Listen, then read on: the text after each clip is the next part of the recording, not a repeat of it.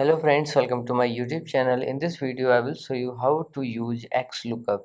So if you are using Microsoft Excel and you want to learn how to use XLOOKUP, this video will show you how to do it.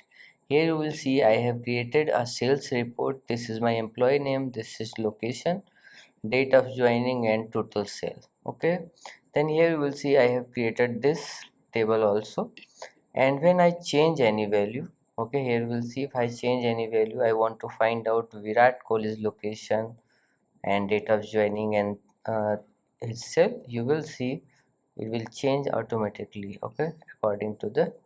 So here I have used XLOOKUP. So how to use XLOOKUP, I am going to show you. So first I am going to just remove all this formula, okay, from this cell, and this I have created drop down list. I'm just going to remove that also. Okay, now we are going to use this table for this table. Okay, so first we have to just create a drop down list. Okay, here for employee name, click on the cell and go to data. Then here you will see data validation, click on it. Then here you have to choose, click on this arrow and choose list. Okay, now it will ask for source. So for the source we are using employee name here. Okay, now click on here, you will see ignore blanks, just take it.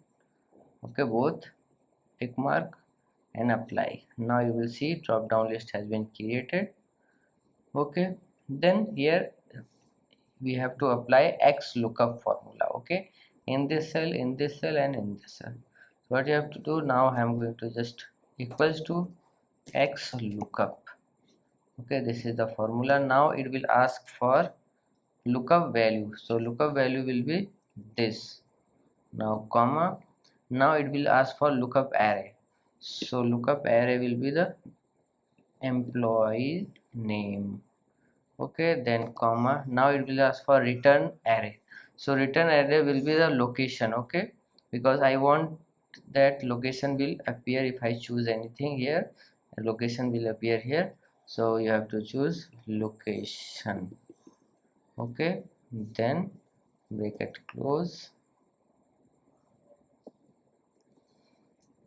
bracket close. Okay, now here you will see date of join. Now again we are using this XLOOKUP formula. Okay, XLOOKUP, now lookup value will be this employee name, comma, lookup array will be employee names list, comma, now return array will be date of joining. Now bracket close. Okay, now again total cell equals to XLOOKUP. Okay, then lookup value will be employee name. Now lookup array will be employee names list.